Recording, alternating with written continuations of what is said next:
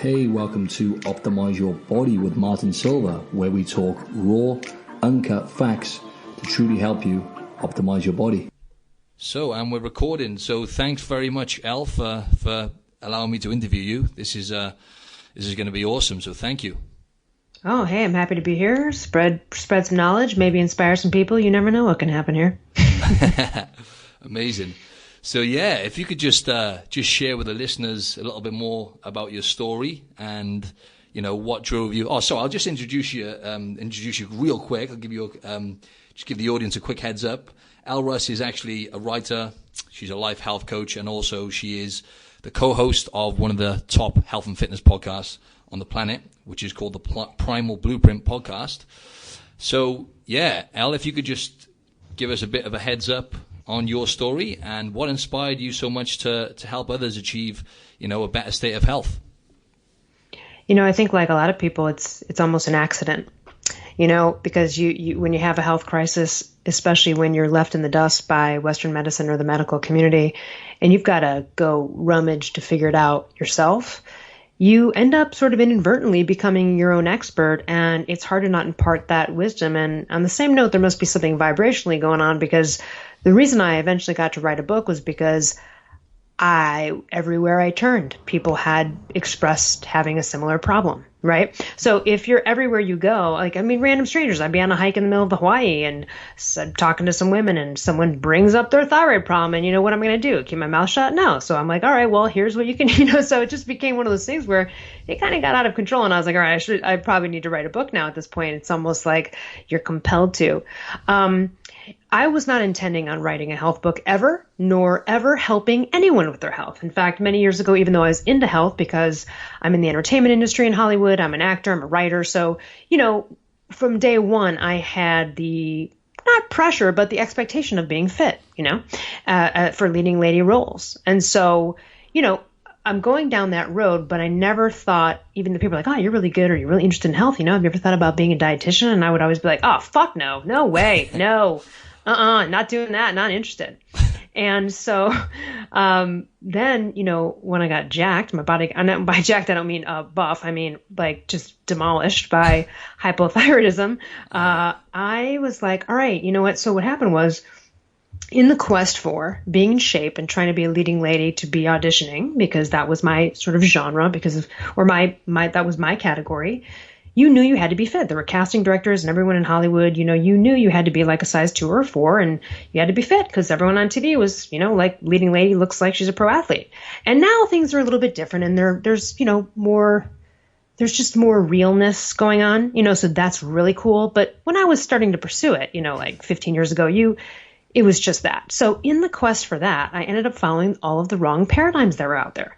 All of the paradigms of keep your insulin steady, the zone, eat 3 meals and 2 snacks, low carb, and all of these things. And I read all of the books.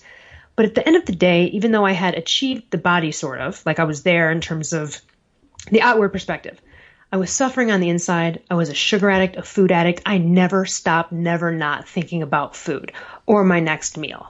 I didn't realize I was a carbohydrate dependent sugar addict, and I didn't realize that that I was doing anything wrong. And I looked at the world like, wow, all these people I knew, like I had a tall, skinny friend, and she seemed to eat 3 square meals a day, and she didn't seem to have any problems. And I thought, is everybody suffering inside of their head like me about food, and they're not expressing it?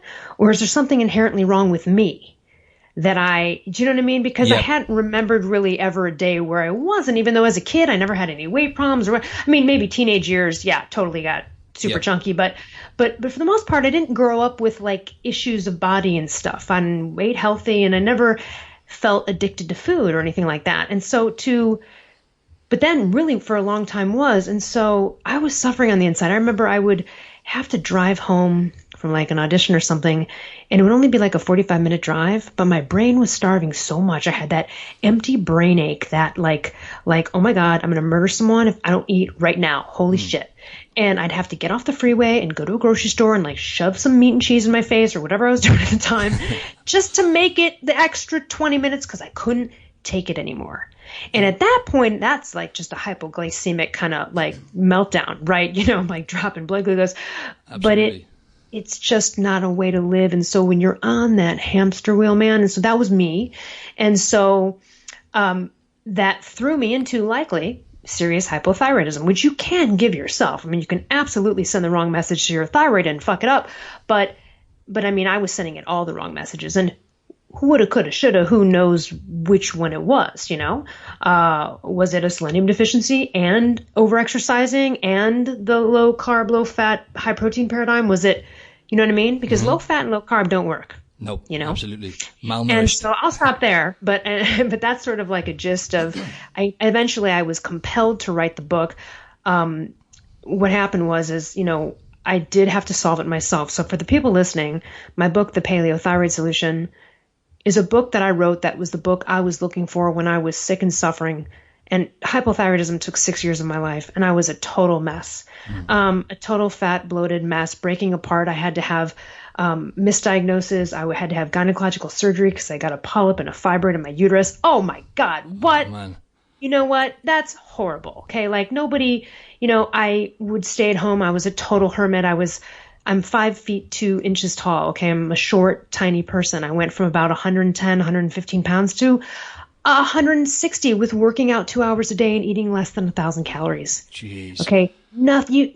It just was so horrible. My brain, my hair was falling out. I had such constipation. My skin was thickening. It's a disgusting thing. Myxedema. It's just a horrible feeling. Right. You bend your leg and you feel like you drink a bottle of soy sauce.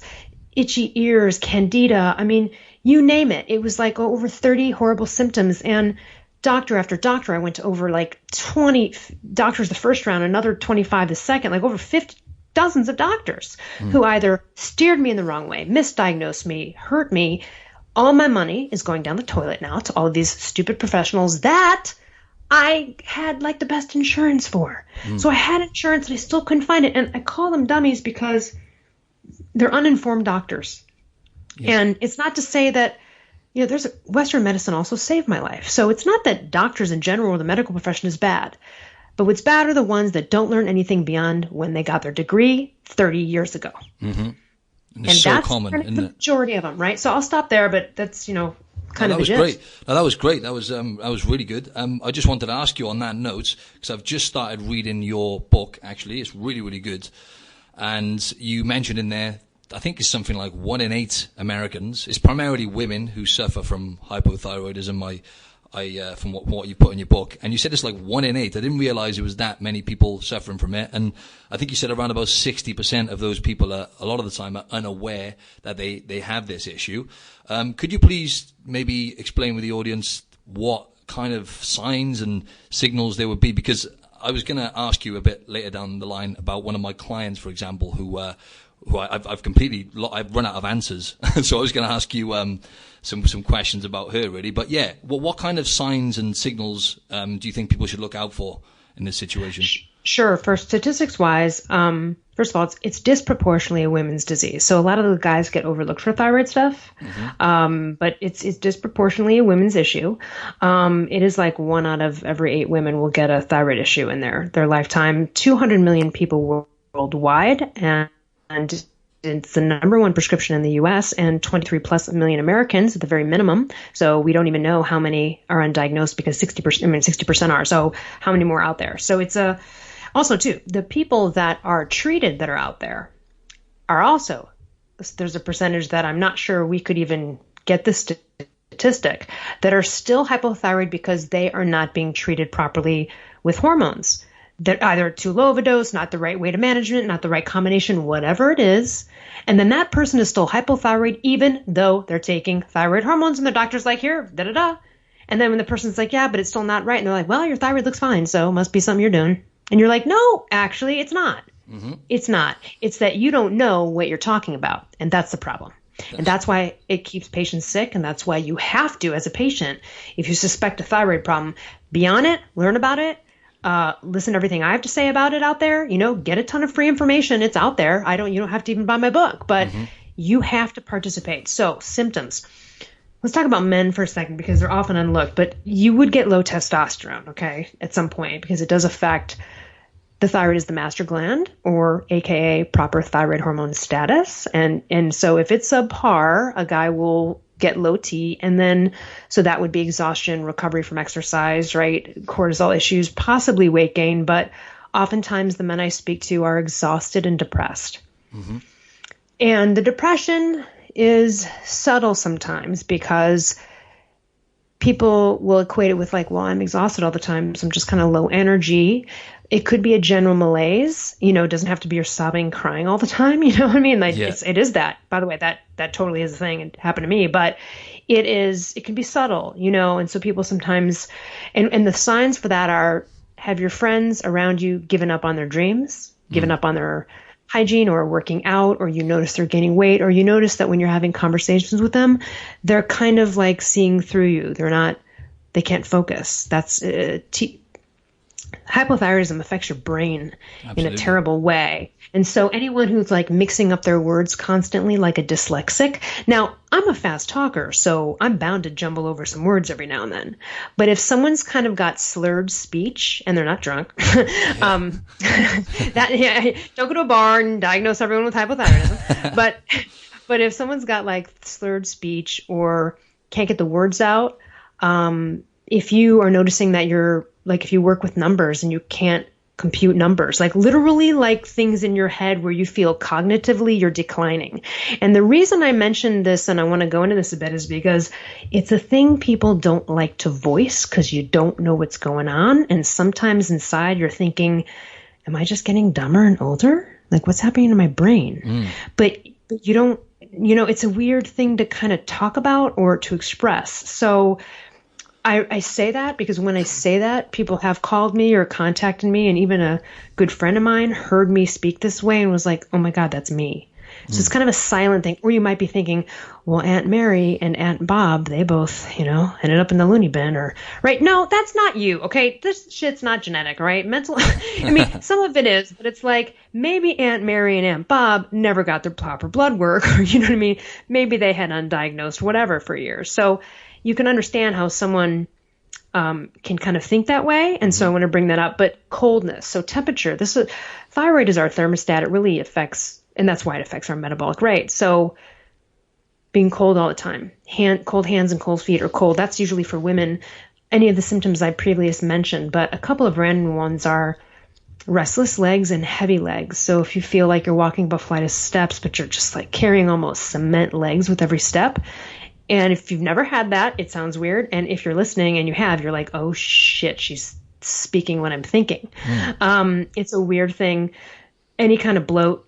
The skin thickening is checked by most people can take like their, index finger and their thumb and pinch like a tiny little bit of skin on the outside of your arm. We all can. If we wanted to, we could just kind of grab a little tiny little piece of skin. When you have skin thickening, you can't. You can only grab like a large chunk of skin. So that's one thing. But if you've gotten to that point, you already have a multitude of other symptoms. Hair falling out, losing curliness in one's hair, constipation, any kind of major gut issues, and bloating, of course. Puffy eyes and puffy face upon waking. It's taking forever to get out of bed and get going. And I don't mean like leaving the bed. I mean 18 cups of coffee, hours to just kind of even motivate. Anything that is the feeling of being overwhelmed, like I just can't handle more than one thing today, and it can even be dumb stuff like laundry and a few errands that most people be like, yeah, I get that done in 2 minutes. And other people that are just like you'd almost cry at the prospect of having to, and that comes from a couple things. That's thyroid, and it's also like adrenals, because when your thyroid gets low, then you don't have the energy, the T3 levels to support metabolism or brain function, etc. So then what happens is your adrenals take over and they start to output cortisol, and that's why you get the tie around your waist you can't lose, and you're working out no matter what and you keep getting fatter. That's another sign too. If you're working out all the time, if you can't lose weight, that's an indicator. But also too, if you work out and you're tired afterwards, and or you feel bloated and fatter hours later, that's not how that should go. Absolutely, yeah. And if people, that was great. If people want to go and get checked up on this, right? So, for example, if someone is experiencing some of those symptoms now, or gaining fat, and as you say, maybe they're working out and feeling super drained all the time. Another thing I read in your book was a lot of the time, maybe the testing procedures here are slightly different, but from what I've seen, it's not far off. I mean, they don't seem to be very conclusive, the tests. I remember you saying when you go for like blood tests and stuff, a lot of the time they test the TSH, right, instead of properly testing like T3, free T3 and T4.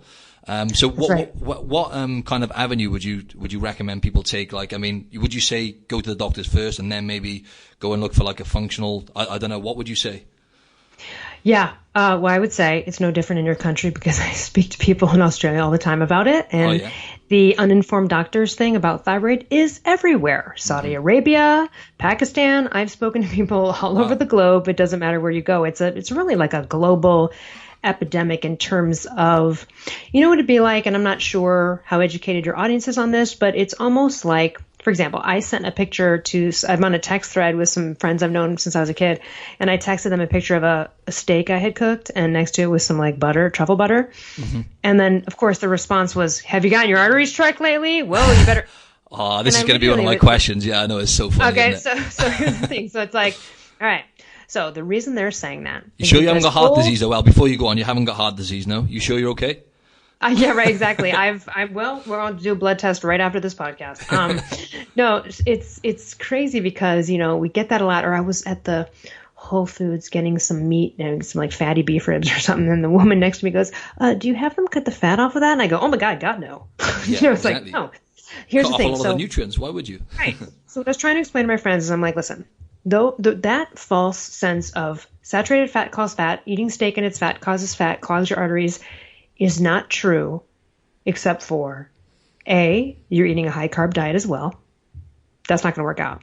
Your body's not going to, the threat of the glucose and the carbs is your body's first attention, and it's going to be busy doing that, not burning the fat. So yeah, it will clog your arteries. Just on that note with the carbs, the problem is a lot of people eat the wrong kinds of carbs, you know, like in refined sugars and stuff.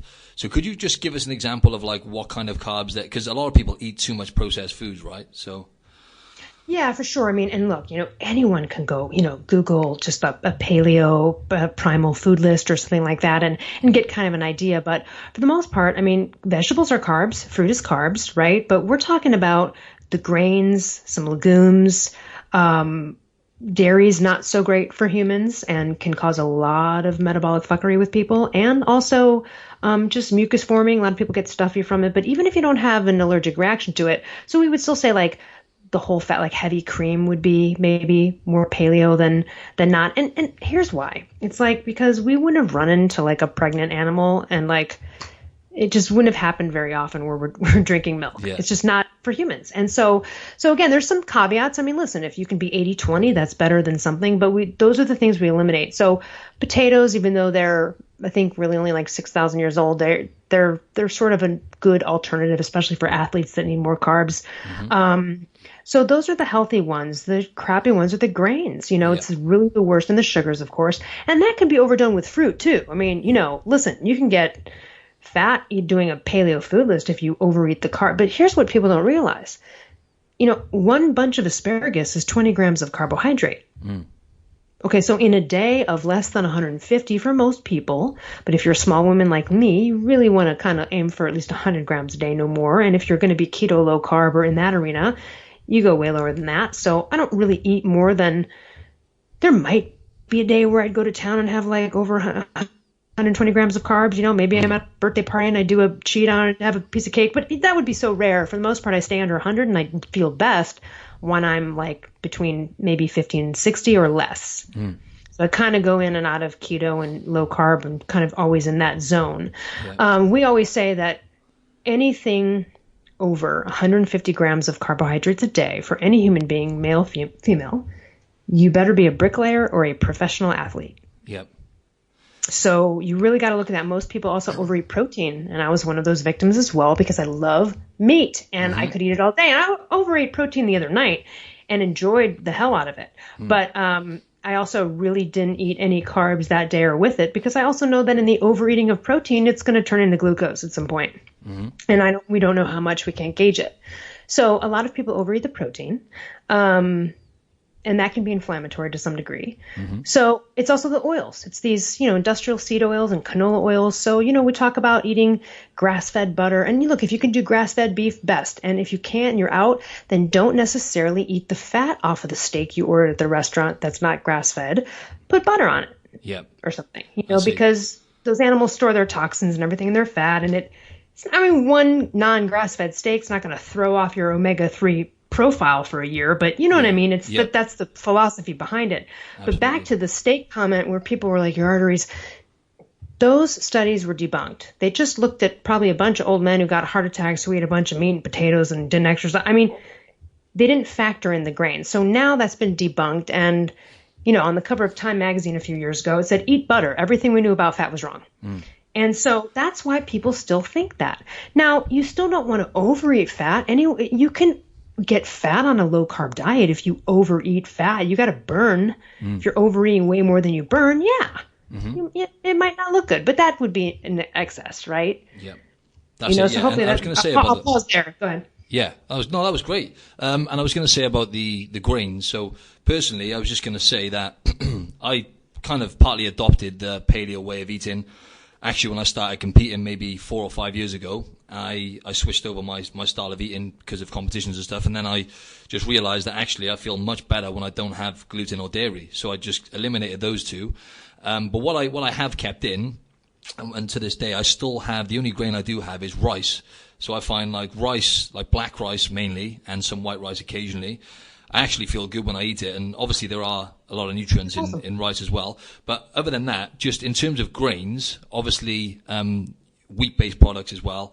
Could you explain to the audience what kind of grains like they should avoid? Because a lot of wheat and grains nowadays are obviously kind of sprayed with pesticides and whatnot. Not to mention all the other chemicals as well. Genetically modified. Yeah, exactly. Well, almost all corn and soy is genetically modified, and here's a side note. For the vegetarians and vegans, probably not listening to your podcast. But, probably are. Okay, so the vegetarians and vegans out there who have an ethical thing about killing animals, and that's why they're a vegetarian or vegan, I would challenge you to look up a guy named Tovar Cerulli who wrote a book called The Mindful Carnivore. They kill so many large deer protecting soy fields. You cannot escape the killing. Yep. It's either the farmer down the street using pesticides, whatever. So just, consider that.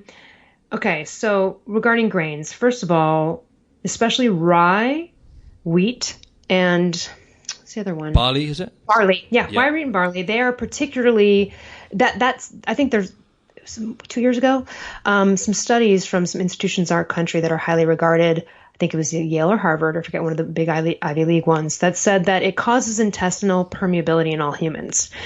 And most people, first of all, it's really bad for people with autoimmune disorders because we know for sure that with Hashimoto's, which is hypothyroidism, but it's an autoimmune form of hypothyroidism. And that's just to explain to the audience, that's when the immune system kind of attacks the thyroid gland, right?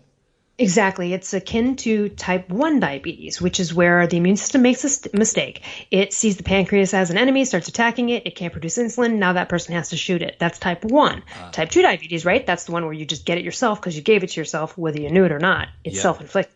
Okay. Then there's, so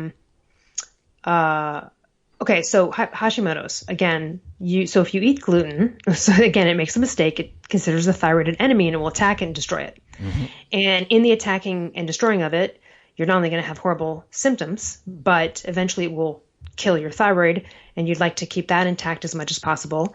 And so we know for sure that gluten, particularly, ignites Hashimoto's antibodies. So if someone has, let's say, Hashimoto's antibodies and they're a grain eater, and let's say their antibodies are just 300, they would see by cutting out grains, it would drop to like 25.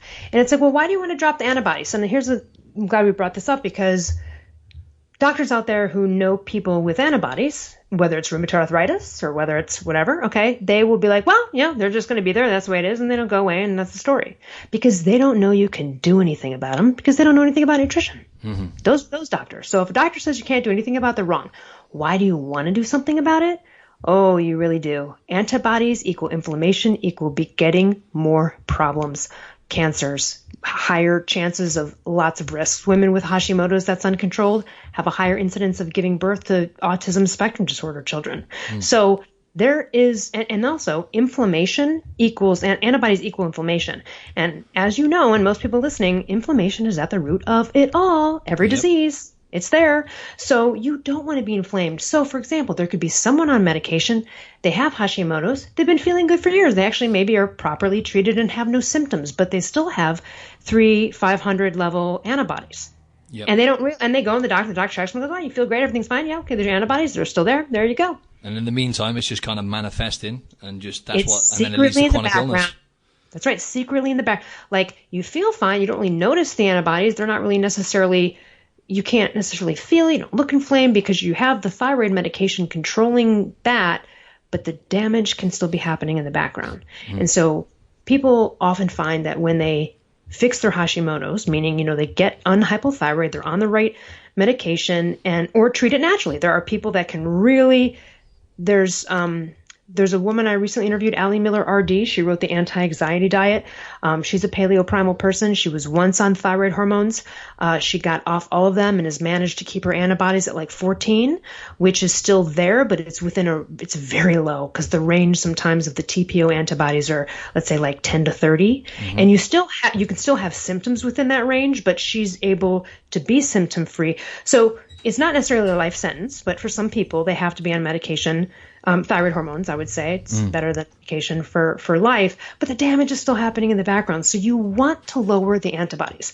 And for those listening who know anybody with rheumatoid arthritis, I suggest listening to a podcast I did with a famous chef recently called Seamus Mullen, or look at his work. Yep. He had rheumatoid, his story? Yeah. He had rheumatoid arthritis for 10 years, was on medications, finally started to think about healing himself through food. He's been 7 years rheumatoid arthritis free. If you check his blood, it doesn't look like he's ever had it. And he lives pain free. Now, so you can take a pill, and I'm not saying you shouldn't, maybe you need to take some medication while you're healing. Take some time. It took him 6 months before he started to notice that symptoms were going away. And that is heavily ignited by grains. Grains are almost behind every autoimmune issue. Yep. And so, for example, I have a friend, Eli Rohde. She's a primal health coach. She was a proselytizing vegetarian who went primal. Everything cleared up, her skin, her life, her energy. She's doing great, but her family was riddled with rheumatoid arthritis. She has noticed that even if she eats like 3 fried olives especially at a restaurant, it's like, ooh, some gourmet thing. She ate 3 fried olives one night and couldn't button her shirt the next day. Wow. So people with rheumatoid arthritis will feel it. Yep. They will feel it. Yep. That's it. And we're facing an epidemic. Feel it. Yeah. Sorry, carry on. I was just going to say, if you're treated on the Hashimoto's example where hey, I feel great, I'm fine, but I still have these antibodies in the background, you won't feel it necessarily. Where the rheumatoid arthritis person will feel it. Yeah, I see what you mean. Like if they go off the wagon, they feel it. Yeah. Absolutely. And I can relate to that because, firstly, we're facing an epidemic right now, right? Autoimmune diseases are exploding. And unfortunately, my mother has had an autoimmune illness called systemic sclerosis. It's like part of the scleroderma kind of family. It's quite a rare illness, but she's had that for like over 20 years, and that's a lot of inflammation involved with that, and it's terrible. It affects absolutely everything, the digestive system, and it's a progressive illness. But yeah, just obviously these things are playing a huge part in it. But just coming back to, actually, I listened to one of your really interesting episodes recently with CJ Hunt, talking about talking about the vegan movement. So whilst we were on that topic, because I had a guy actually 2 episodes ago, a guy who's got his own podcast. He's called Plant Proof, and he's a plant-based eater, so he's basically a full vegan. And he actually is one of the few people I've met who have done it from a health standpoint, not really from a moral perspective. And he's a really healthy guy and stuff like that. He's been doing it for 3 years, and he's really well versed on nutrition. But I was just going to say, in terms of, like, for example, one of my first episodes was talking about What the Health, the documentary, and I heard you talking about What the Health, and Cowspiracy and all of these new, because because people are a lot of people are being brainwashed now. So I was just going to say about what your thoughts are on, like, the amount of people turning vegan and what people should be aware of, because a lot of people have, like I said, getting the message now that they believe that all meat is bad and stuff. So yeah, what are your thoughts on this movement? Yeah, Here we go. Here's a juicy one. All right. Well, I have so many thoughts. One is, okay, so if you make a decision to become a vegan or vegetarian, that's your right. Like, you do what you want to do. Look, I know people that just have been disgusted by the idea of animals and the consistency and the taste since they were kids, okay? Including Mark Sisson's son, who's a vegetarian, but he also will supplement with whey and eggs. So, it's a little bit like a separate level.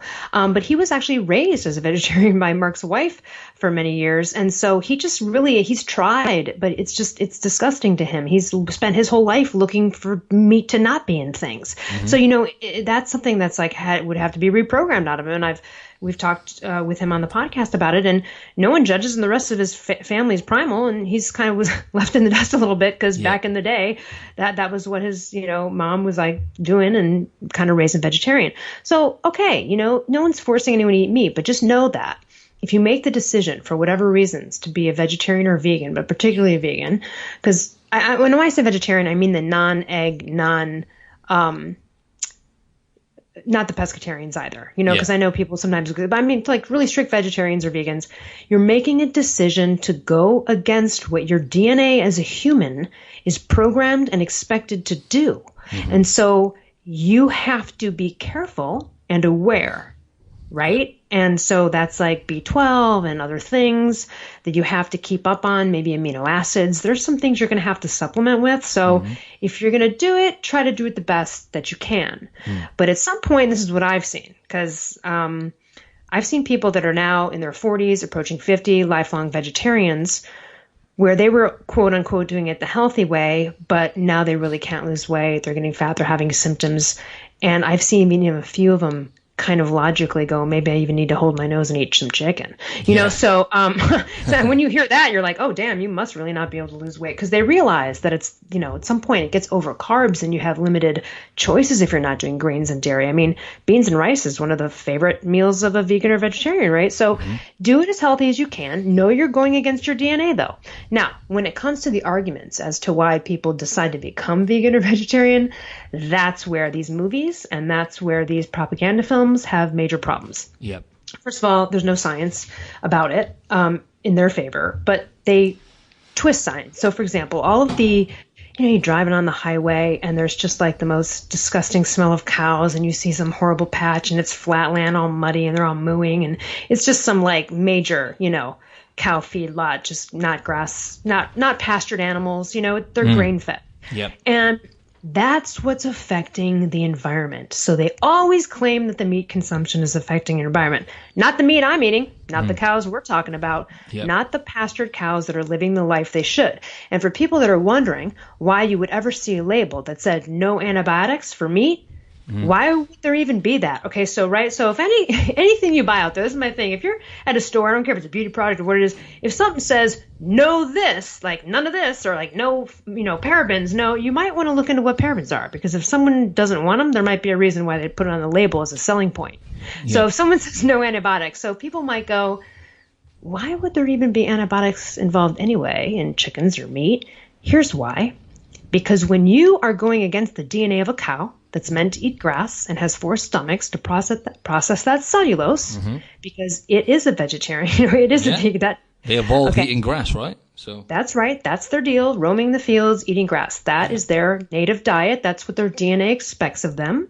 When you go against it and you feed them grains and have them out there like that, they get sick, and you need to give them antibiotics. Yeah. Exactly. And so do we. Has anyone ever listening right now ever cooked up some scrambled eggs for a horse? Fuck no, you haven't. That would be mean. You don't do that to a horse, man. That's not what they're supposed to eat. Exactly. Because the horse has a whole own set of its DNA that has requirements and expectations of it. And that's where we come around to, the Primal Blueprint podcast. The Primal Blueprint was a book written by Mark Sisson, published in 2009. It's a bestseller. He's also the New York Times bestselling author of The Keto Reset. He's my publisher, and I host his podcast. And anyone can go to primalblueprint.com and see what it's all about. But that's the whole point. It's that we have this primal blueprint of specified genetic, this is what our bodies want. And you know what it wants? It wants primarily to be fueled by fat and some glucose, but not that goddamn much. Yeah. And that's the truth. That's just literally science. So you mentioned CJ Hunt, and we got to plug him because his work is amazing. His work is if good. anyone really wants to see a great scientific documentary about this, watch The Perfect Human Diet. They're coming out with part 2, which is why I was interviewing him. But go and look at part 1. It might be free on Netflix, but not right now. It could be $10 on iTunes. I don't know. It's one of the best, if not the best so far, paleo documentaries, because he was a vegan for 4 years. He dropped dead on a running track at 18 and had to have a pacemaker, and then was like, oh, what the F is this? Went and searched his whole life, and he's an investigative reporter. So he was like, I want to get to the bottom of this. And, you know, I want to share something in that movie that I actually think I mentioned in my book, which is rheumatoid arthritis is not even seen in the archaeological record by paleontologists until about 10,000 years ago. Meaning paleontologists can look at a sample under a microscope and go, yep, that's a cow, right? Yep, that's a monkey. Like, you know, that they understand that. Yeah. And they never saw rheumatoid arthritis anywhere in the archaeological record, except for when grains started to come on the scene. So, yeah, it just goes to show, doesn't it? It couldn't be any It's more a little clear bit cut. there couldn't be any more clear cut. And now that we know what we know about grains, the Seamus Mullins, the rheumatoid arthritis, the Hashimoto's, and I've seen it, people. I've seen it on blood work. I mean, there's a success story in my book, Kara Hahn. And again, she was one of those people. Was screwed for years, wrong test, finally got to the right doctor. And this is the messed up thing. Then you get to a right doctor who's kind of functional, and you're like, ah, great, finally found the one.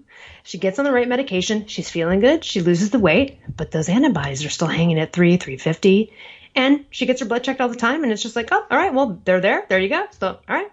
And that doctor didn't even. So sometimes you can go to a next level doctor and they can take you another level, and that's why you have to know this stuff yourself. Definitely. And Because these you nutrient, might know something the doctor doesn't know.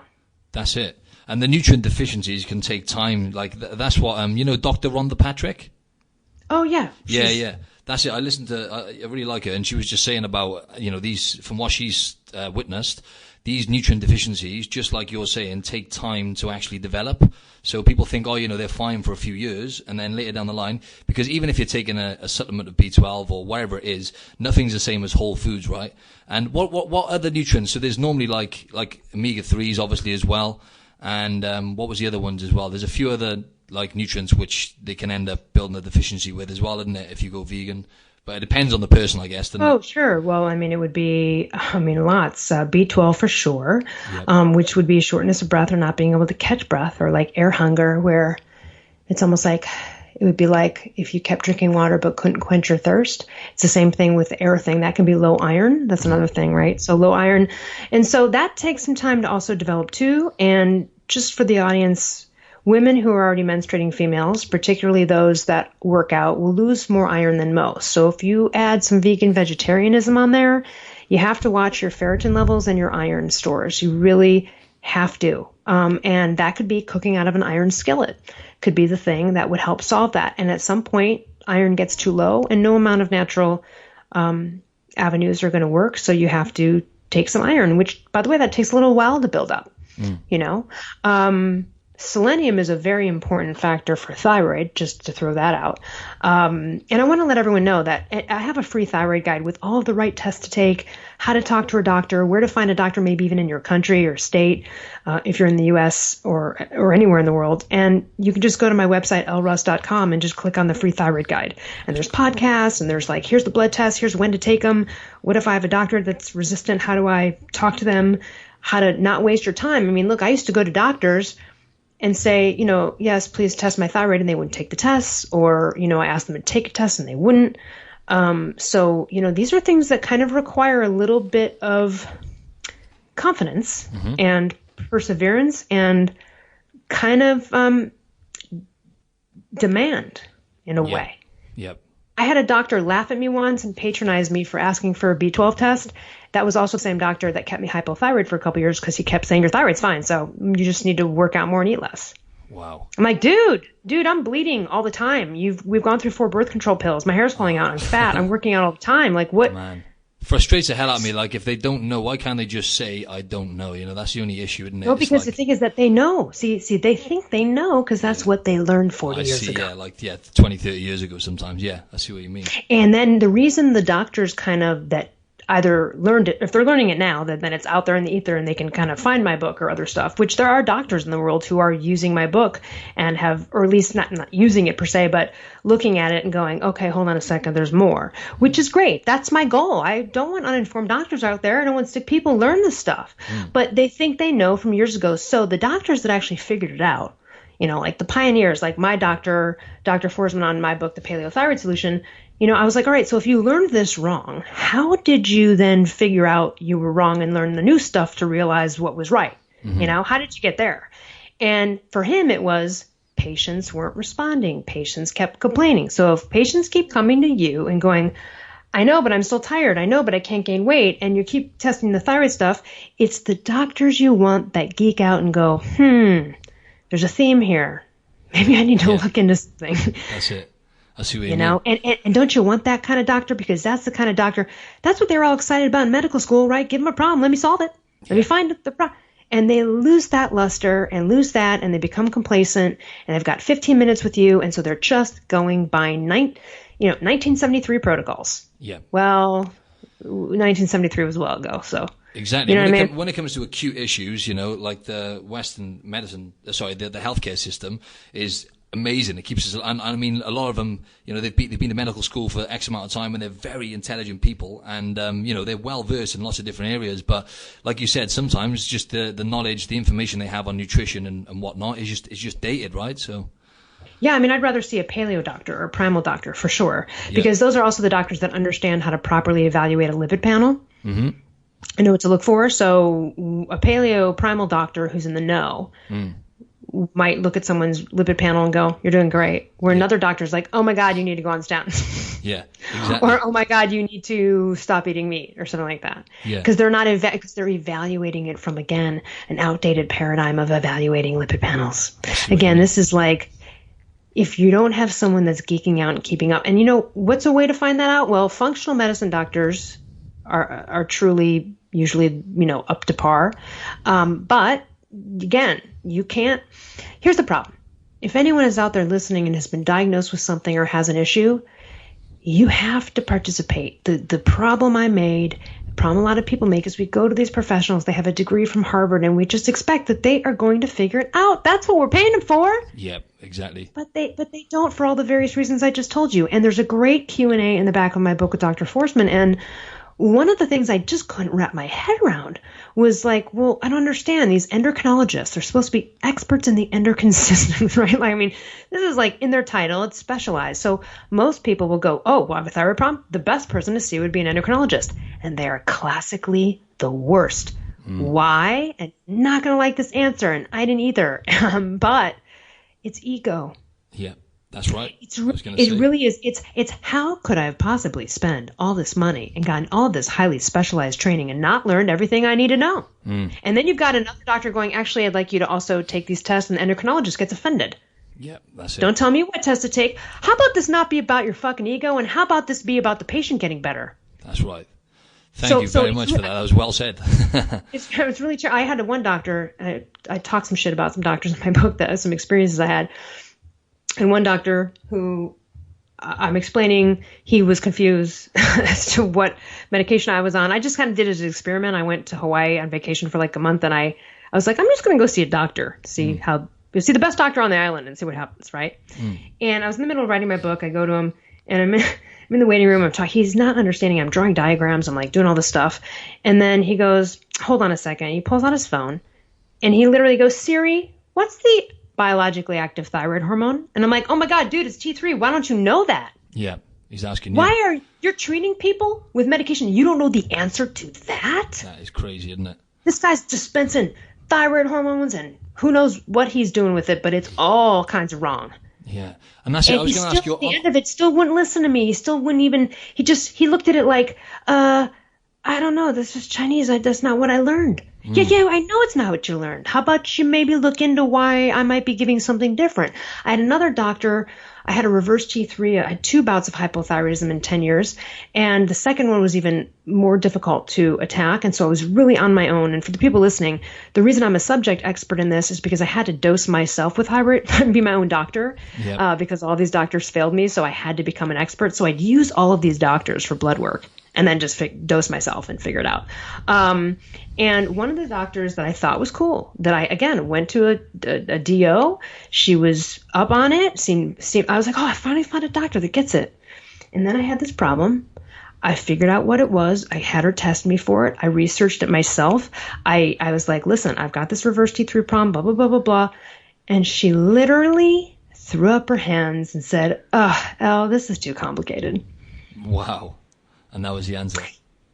Do you have any idea how hard I bawled my eyes out in the car in the parking lot after that? I know, I can imagine. You have a doctor basically look at you and go, it's too complicated. Really? So organic chemistry problems on the MCAT to get into medical school wasn't complicated? Yeah. Are you fucking kidding me? This is the kind of shit hypothyroid patients deal with all over the world. Yeah. I've been patronized for asking for a B12 test and laughed at, and then I had a B12 deficiency.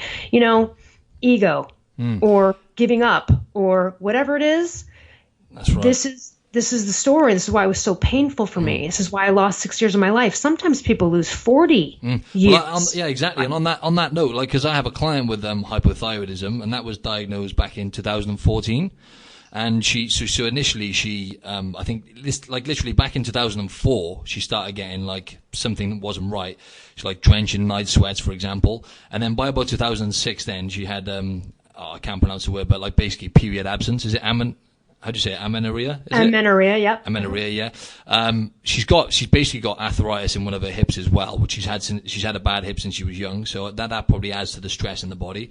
But yeah, then it was like by 2011, she realized she had a vitamin D deficiency. Then insulin resistance as well. So this is like 7 years ago. So they gave also classic. Mm-hmm. Exactly. So they gave her diaformin. So this is where she started taking medication. We call it metformin. Yep. Oh yeah, that's right. Yeah, metformin. That's right. Low estrogen levels as well.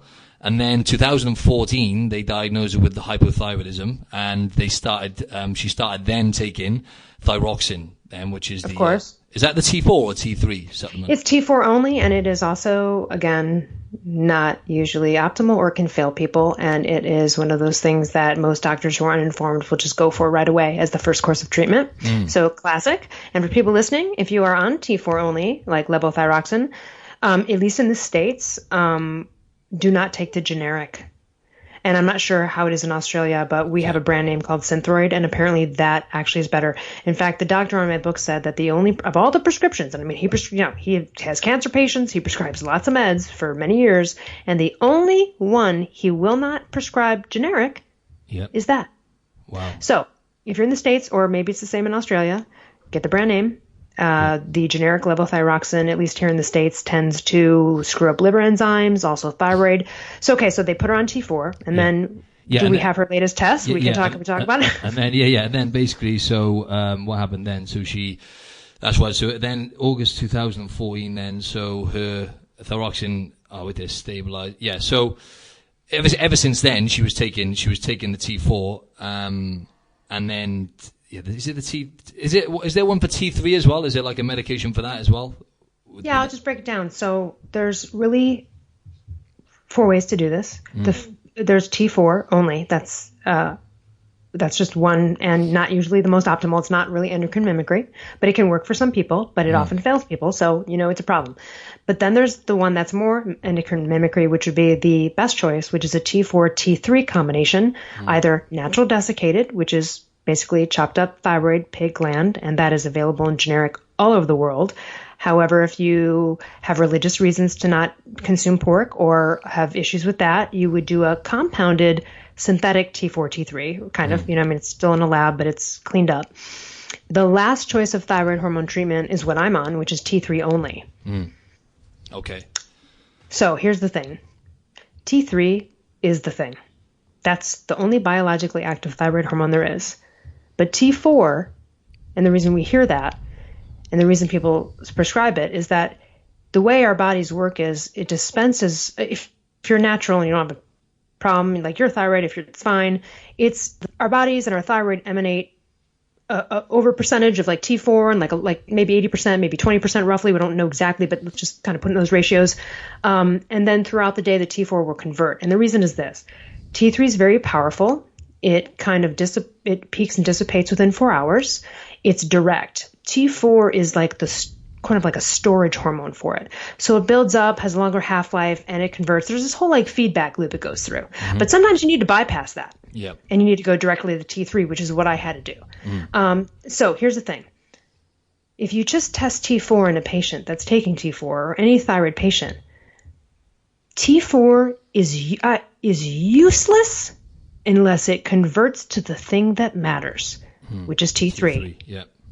So you can give a patient all the levothyroxine, all the Synthroid, all the T4 you want. Is it converting to the thing that matters?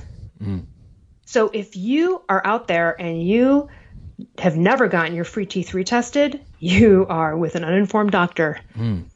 And that's the thing. I've run out of like. That keeps people sick. That keeps people really sick. I can imagine. And she's lost this same client has lost in the past just from like making some changes with her diet and stuff. She managed to lose because she was obviously gaining body fat.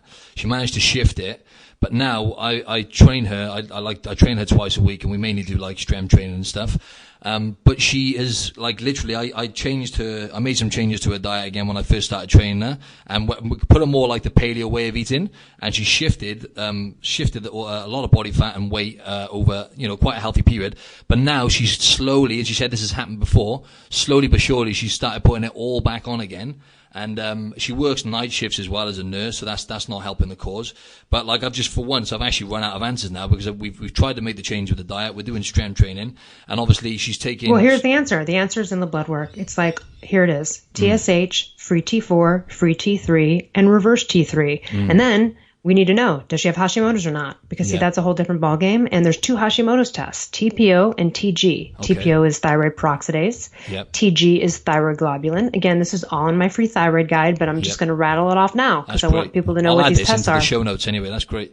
Right. So the first four that are like mandatory: TSH, free T4, free T3, reverse T3. Not total T3, not T3 uptake. Okay, see what I'm saying? There's just specifically, and when I say free, that's freedom as in freedom. Okay, like FRE. So free T4, free T3, TSH, reverse T3. Then we do a ratio between the reverse T3 and the T3, and it should be 20 or higher. If it's like 18 or higher, depending on your health and your symptoms, but if it gets really low, then that's a problem. That's a whole nother ballgame. Then you want to rule out Hashimoto's. Some people are positive for one and not the other, and that's why you have to get both. Right. The one you wouldn't want, that's a little bit, quote, worse, is the thyroid globulin. That's the one that kind of can lead to more bad things and is just something where, you can still control it and get it, but you need to know. So you need to get both tested. Also, people with Hashimoto's, then they're going to have to be stricter with their diet. There are people with autoimmune disorders, and I'll share a few randoms.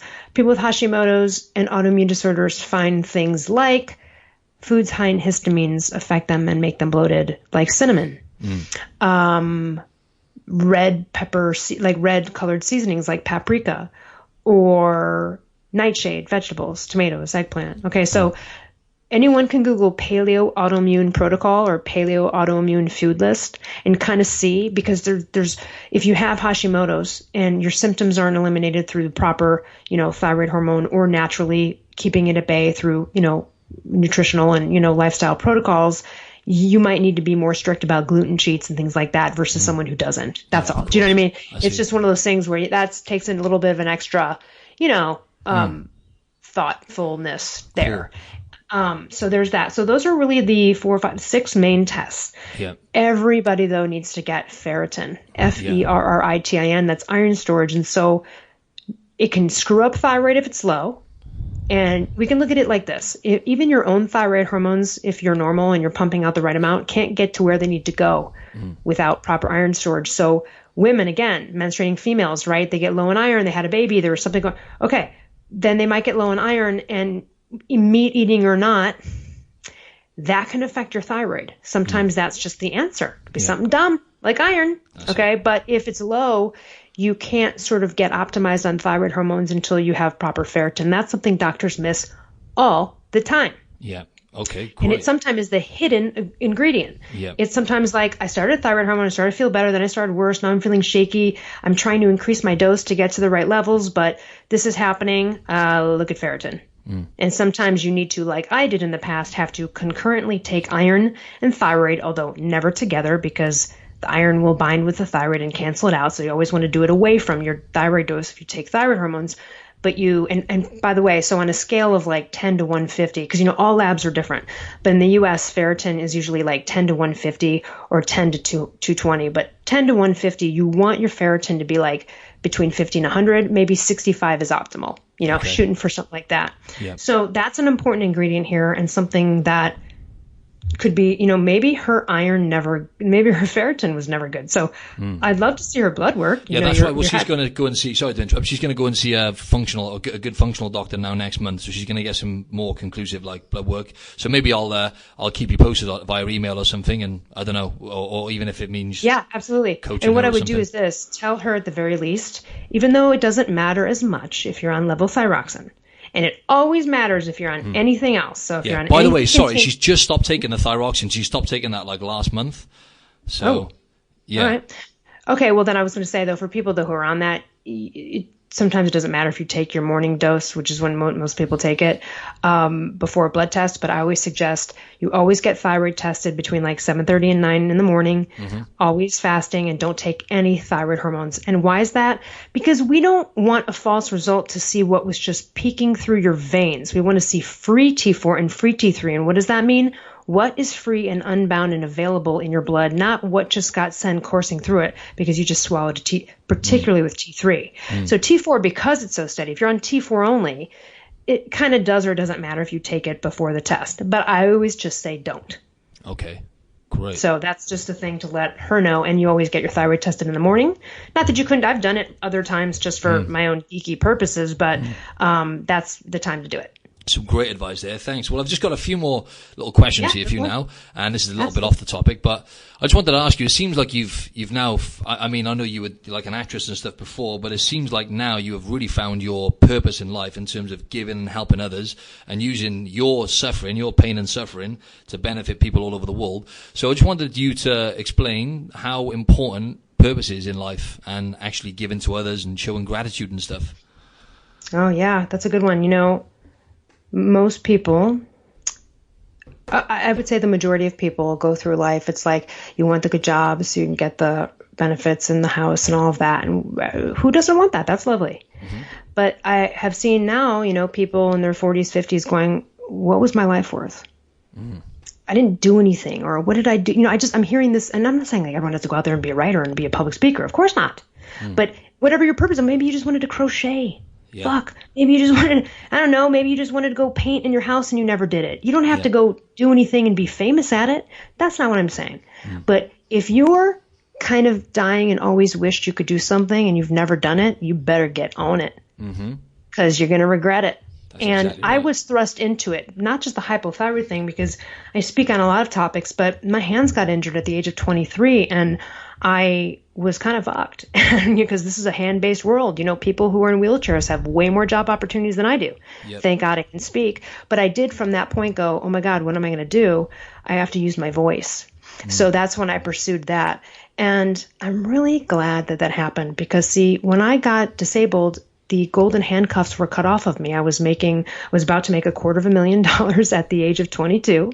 I was like, oh yeah, life is going to be great. Wow. And then that happened and steered me in a direction. But I can say that I've always been interested and, thought that was something that would be cool. Like when I was younger, I was like, oh, I'd love to like be an actor or do that. But I was like, whatever, that's unrealistic. Whatever, I'm going to go become a lawyer and make some money. You know what I mean? And you got to check that. And it's not to say that, so people don't do their purpose because they think, well, how am I going to make money at it?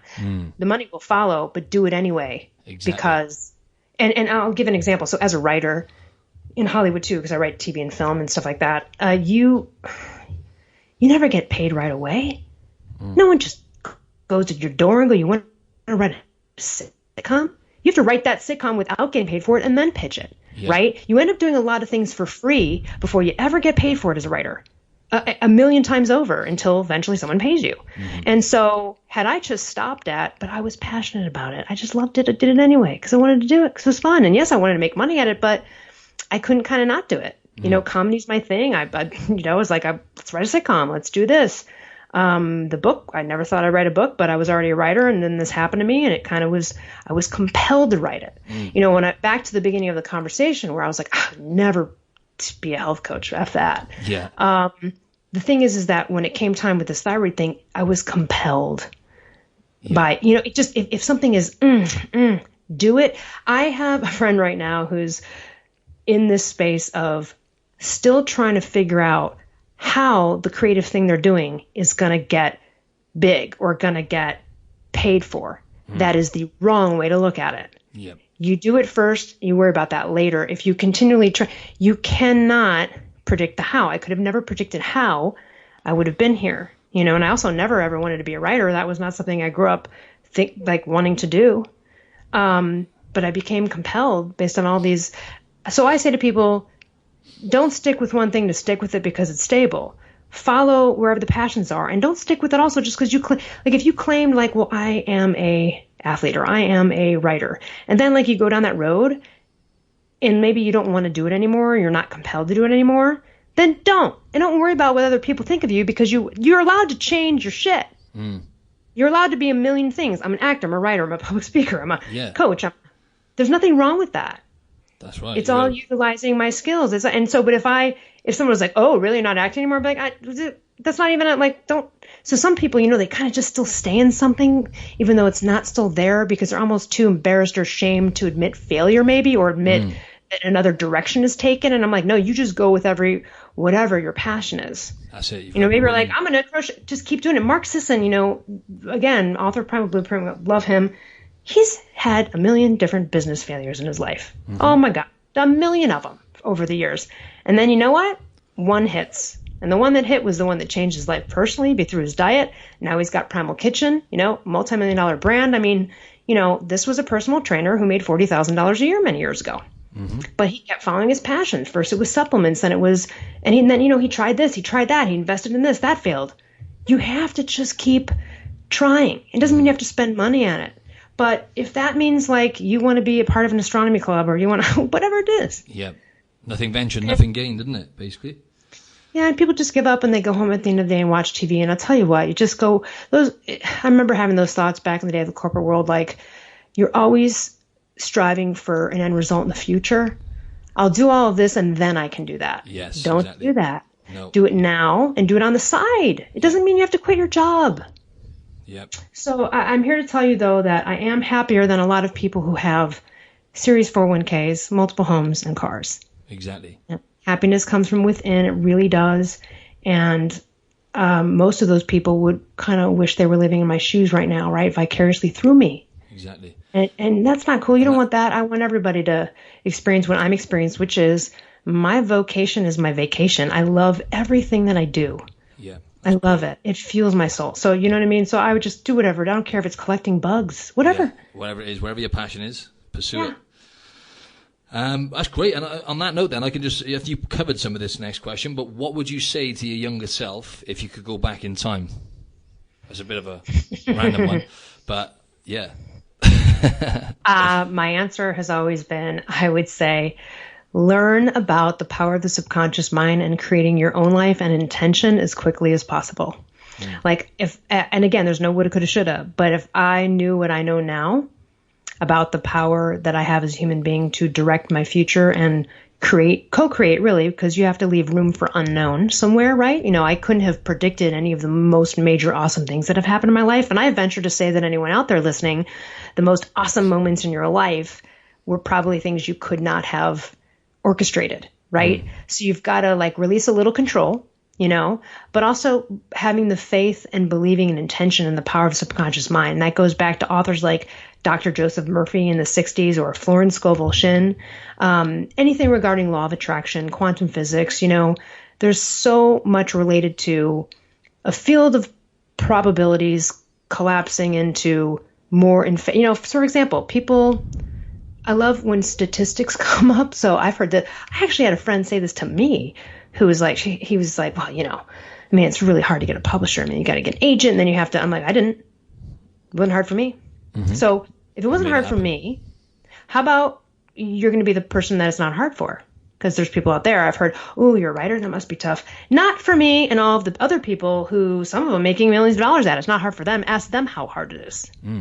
Exactly. So hey, I'm starting a new business. Ooh, really? Well, be careful because 50% of new businesses fail. Well, fuck you. I'm going to be on the side of the 50% that succeeds. Yes. That's the mindset. Okay. You know what I mean? So it's a mindset, and you don't have to be religious to have it. It has nothing to do with that. It's subconscious imprinting. It's rewiring your brain, looking at limiting beliefs. If you walk by a harbor and see a bunch of multi-million-dollar yachts and go, must be nice. Ooh, you'll never have a yacht, ever. Yeah. Saying that, you know what I'm saying? There's things, we have limiting beliefs about money. We have limiting beliefs about success. And I hear this all the time. Well, what if I go over there and it doesn't work out? Well, then you're right back where you fucking started. Yeah. I mean, so, all right. So you've learned from it either way. Yeah. So just so I don't want to keep it too much longer, so I know you said you only got an hour, but literally one or two more things real quick. Cool. So it sounds like surrounding yourself with the right people, right? For example, the Mark Sissons and stuff. You've managed to meet these people along the way, and obviously because you were seeking help and stuff. So that is fundamental, right? Surrounding yourself with the right people, by the sounds of it. I would say so, and I would say perseverance is part of that. See, I don't think I would have been led to Mark if I wasn't in a constant pursuit of fixing my problem or bettering myself, right? I was accidentally led to Mark. I didn't know who he was when I started working for him at all. Right. When other people were like, oh, you're working for Mark Sisson, I was like, I'm sorry, what? You know him? Like, I didn't know. Yeah. So I fell into that accidentally. You have to cut out negative bullshit. I'm not available for negative conversations unless they're negative conversations where, hey, had a rough day and I'm ego, I got to vent this out, and then let's turn it around, versus someone who's just going to continually fuel and bitch about it. Yep. If your heart rate raises every time a toxic friend calls, get rid of that friend or limit that. What are you allowing yourself to be subjected to? So yeah, you do. And as you do that, honestly, the universe sort of conspires in your favor and will deliver people of the same to you, but you have to be in the pursuit of it and you have to be aware of it. We all have had people that we don't feel good after we hang out with them, right? Mm-hmm. Doesn't matter if it's a moody friend or a whatever. So that's your indication. If it doesn't feel good, you've got to evaluate these relationships. And it's hard to sometimes break up with friends even, or kind of distance from a long-standing attachment. But life is too short. And so, how are you going to live it? Are you going to live it because you're just too afraid of an uncomfortable conversation that may happen? Yeah. Are you hanging out with someone still because you just feel bad and guilty and you just, you know what I mean? Ooh, really? That's weak shit. It's weak. Got to check yourself then, basically. It's going to weaken yourself even further. So it's you've got to adopt you. You are, one of my favorite authors, Byron Katie, she said, people talk about, oh, wasn't that selfish? She's like, you're it for you. What thought have you had that isn't about you? And someone will be like, well, no, I was thinking about my friend in the hospital and wanting, no, you were thinking about how you're going to feel about how you're going to help that friend. It's still all you. So it's good to be selfish. You should care about you. You're it for you. That doesn't mean you don't do nice things for people, of course. But you must get selfish. And what I mean by that is inner awareness, self-introspection. If you continually see patterns in a relationship you're having, wow, I keep attracting the same moody bitches or whatever. I don't care if you're a guy and you're dating women. Okay, look at that. Why do you keep attracting that same type of woman? Why do you keep, what's there? What's going on there? There's something there. And you can change it and start attracting what you want. Yeah. So sometimes we have these subconscious patterns that are not even our own. They can be things. Let me give you one great example. I have a friend who's 45 years old. She, as a kid in the family, good family, no one got abused or anything, happy family. But, the dynamics in family, and she was always considered the brat. And she was always kind of blamed for stuff. So if her mom couldn't find the bottle of suntan lotion, she'd be blamed for it. And then later her mom would find it and then not even apologize. Right. So she was always made to be kind of wrong, even unfairly. Yeah. So what do you think happened in her adult life? Well, I'll tell you. She's a producer in Hollywood, very big projects. She would have scenarios where her bosses would patronize her. Right. She was always maybe wrong. Something would happen on set, and it wasn't even her fault, but somehow she was wrong. And it wasn't until I finally started seeing that, and we talked, and I'm a coach, so I was like, all right, what the hell is going on here? Because this doesn't happen to me. Doesn't happen to other people I know. So why is this happening to you? Why are you constantly being patronized by like explosive people that are blaming you for shit that goes wrong? Why is stuff going wrong? You know? Yep.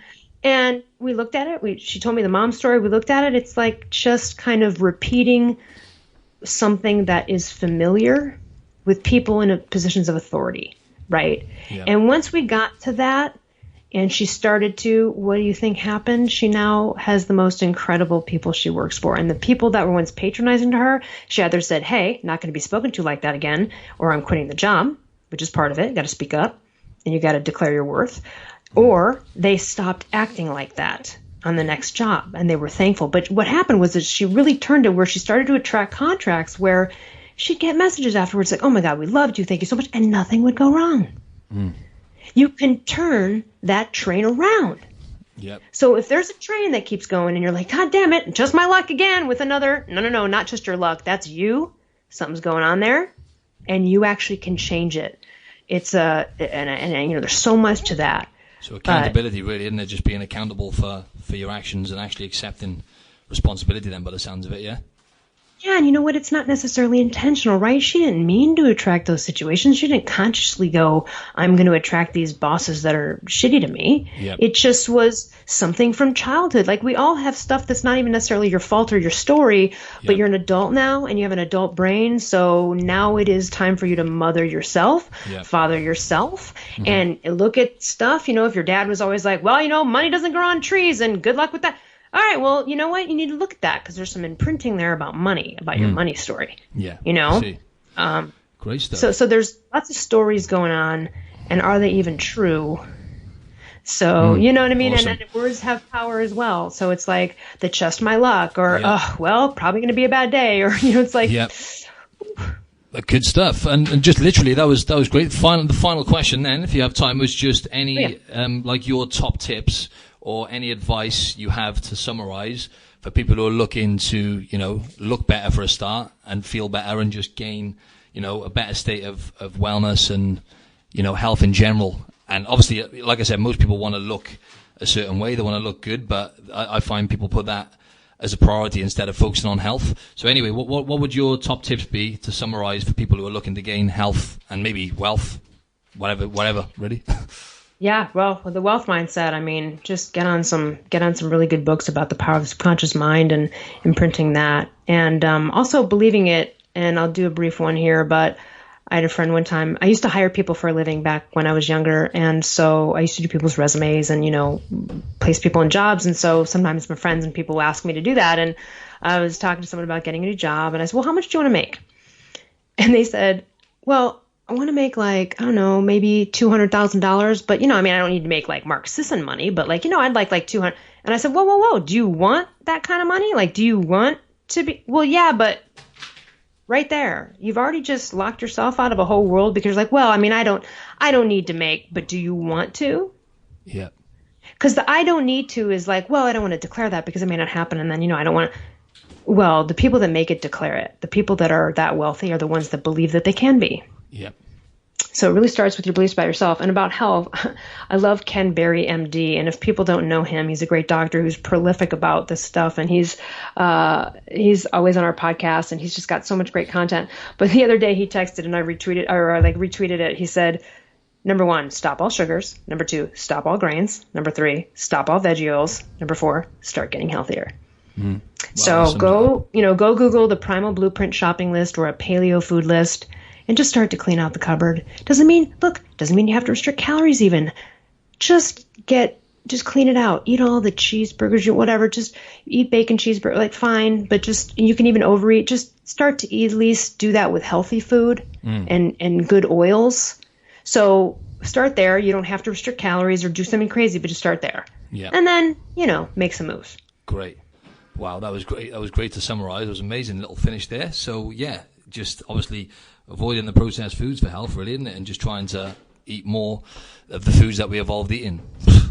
Easy. Yeah, and you know, in order to really get this, it's like, even if you're 400 pounds and you can't exercise, this is what everyone does wrong. It's like, I'm going to go to the gym, I'm going to do a boot camp. I'm going to start doing, like video things of my journey. I'm going to break up with my boy.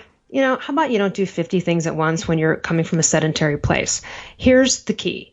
80% of your body composition is mouth to anus. It's what you eat. You can sit on the couch right now at 400 pounds and not even walk to your fucking mailbox and still get fat adapted. What it will require is probably 21 days to 30 days of willpower with food. And that's it. You don't have to go to the gym. In fact, don't, because I don't want to hear your excuse.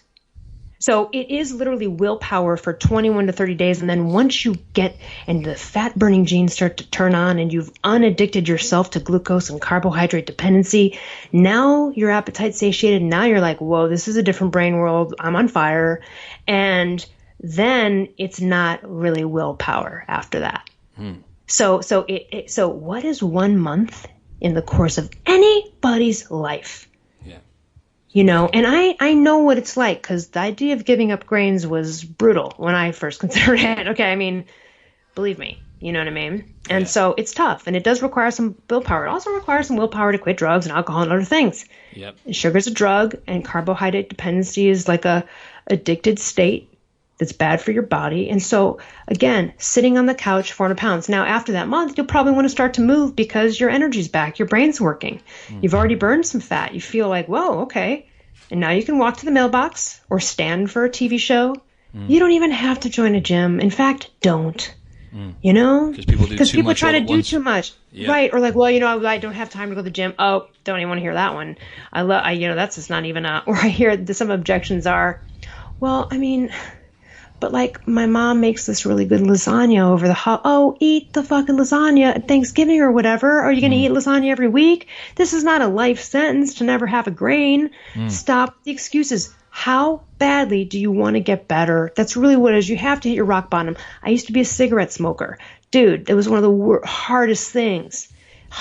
What made me do it? Because I just kept hitting me that every time I lit up, I was killing myself. Yeah. I had to hit my rock bottom of what am I doing to get to the point where I was like, but I did. And it just took a little bit of willpower for a little bit of while. And it was not fun. And when I switched to paleo, it wasn't fun. My brain was detoxing from being addicted to sugar. I had some moments.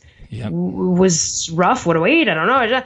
Okay, there's going to be moments, but it's just 21 to 30 days. And that's why Mark Sisson calls it like the 21-day Primal Blueprint transformation. It really takes that long to kind of upregulate those genetic switches to get more on the burning the fat and getting in that direction. But it's such not a long time. And one of my favorite quotes of Mark is, I can't convince you that your life sucks. Nobody can. Yeah. That's it. And I as a smoker, I had to go, my life sucks. This fucking sucks. Yeah.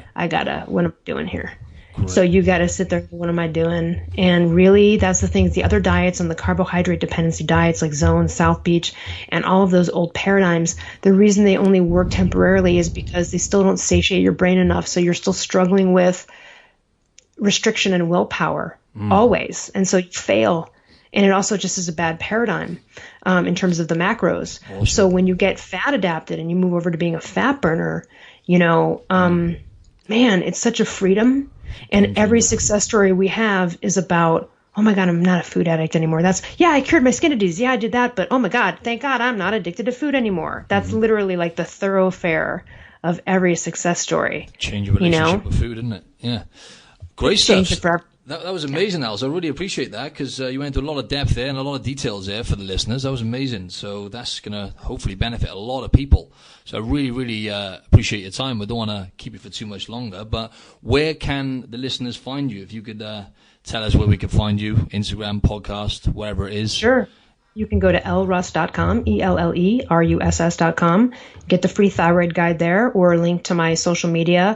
I'm Elle Russ on, all the platforms. It might be underscore on a few of them, but if you type in my name, you can also, Google me and find some podcasts of me being interviewed with people like you, or every Monday, the Primal Blueprint podcast on iTunes or elsewhere where we interview, just like what you're doing, and we're interviewing health professionals and mind-body people. In fact, I just interviewed Saraf on Monday, and he's a very famous guy from The Power of Intention and, like the movie The Secret, which is very popular. Yeah. And he's all about neuroscience and rewiring one's brain. And, so I have people from that to, someone talking about diabetes. And there's always something there to improve, the mind and body. So yeah, and you can connect with me through my website or otherwise. And my book is on Amazon and in stores everywhere. Right. Yeah. I'll add all that to the show notes anyway, so they can just click the links then. So that's amazing. So thanks a lot for your time, Elle. I really appreciate it.